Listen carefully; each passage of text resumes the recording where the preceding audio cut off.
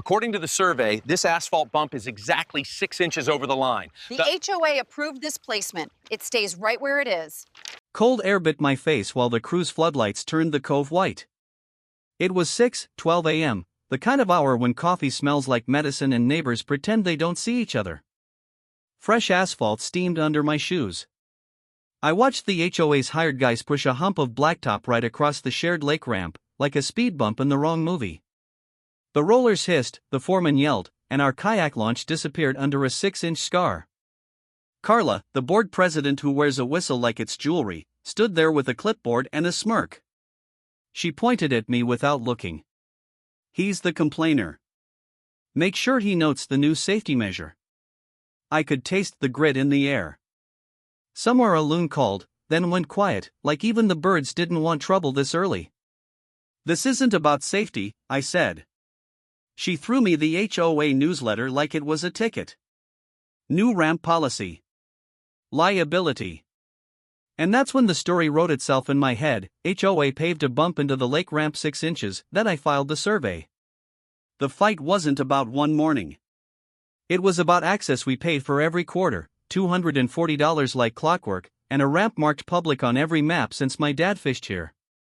The bump wasn't a rule. It was a wall.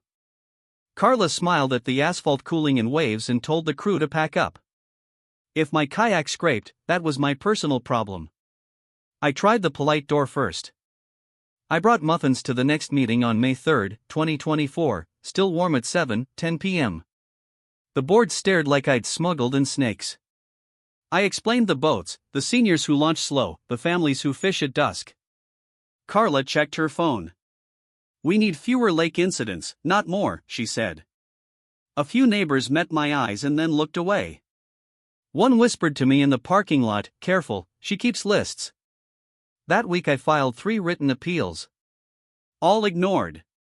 Then someone started calling in nonsense. Timeline item 1 April 5 at 4:27 a.m. false trespass call. I was on my own porch in slippers. No apology.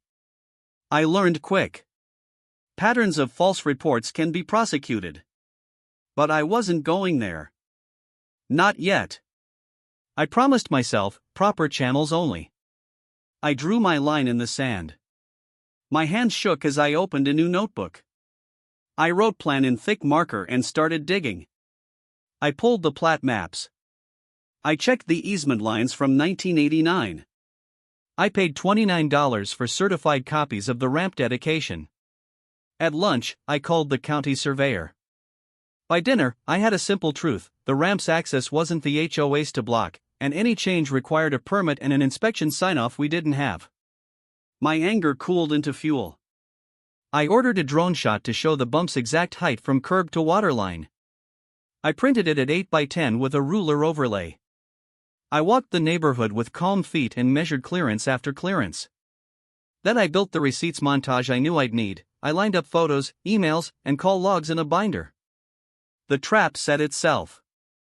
The board posted a proud picture on the HOA Facebook page, Carla front and center, caption "New ramp barrier completed on budget."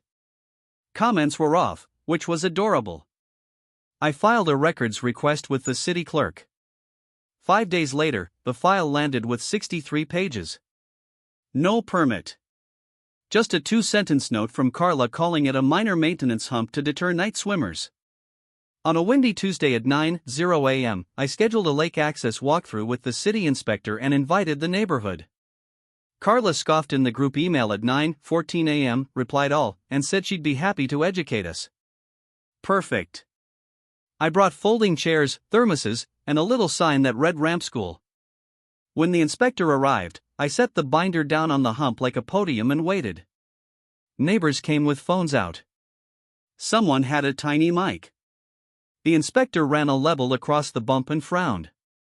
The drone print showed 6.2 inches exactly at center. He asked for the permit number. Carla waved her clipboard like it would transform. He asked again. I gave him the clerk's packet. He read the 2 sentences out loud. A kid laughed. A bass boat idled at the curb, filming. The inspector's face did that slow official shift. "This is an obstruction of recorded access," he said. "This requires a permit and a compliance survey." Carla tried to talk over him. So I stepped back and pulled my card. I'd already booked the survey crew for that morning. Stripes of orange paint appeared on the pavement. The foreman took one look at the plat I held and said, "Oh, this got filed wrong from jump." The crowd made that "oh" noise you usually hear at high school games. By sunset, clips of Carla blinking into the mic were bouncing around our local group. Someone put lo-fi beats under her saying "minor maintenance hump" and it got 12,000 views by 10:52 p.m. comments stacked up like leaves. One neighbor wrote, "I thought it was just me." Another posted the drone shot with clown emojis over the bump. Folks who'd been quiet started talking about late-night citations, sudden fines, and door checks. The receipts binder sat under the string lights, and people flipped through it like a coffee table book. A retired teacher squeezed my shoulder and said, "You did it the right way." The phrase took root, the right way. It felt like a handrail on a steep staircase. The authority flip came fast. The city issued a correction order with a bright red tag. The police, who'd been called on me twice for existing, now stood beside the inspector and watched a different crew grind the bump back down. The HOA's insurer sent a notice on Friday at 3:18 p.m., asking for documentation of permits, and you could hear the panic through the walls at the clubhouse. At the emergency board meeting, the surveyor read from the plat and a council member tuned in on Zoom. The board voted 5-0 to remove the hump, reimburse ramp users for damages up to $300, and suspend Carla's authority to order any work without a vote. When the gavel fell, nobody clapped. People just exhaled. It was the sound a lake makes when the wind dies.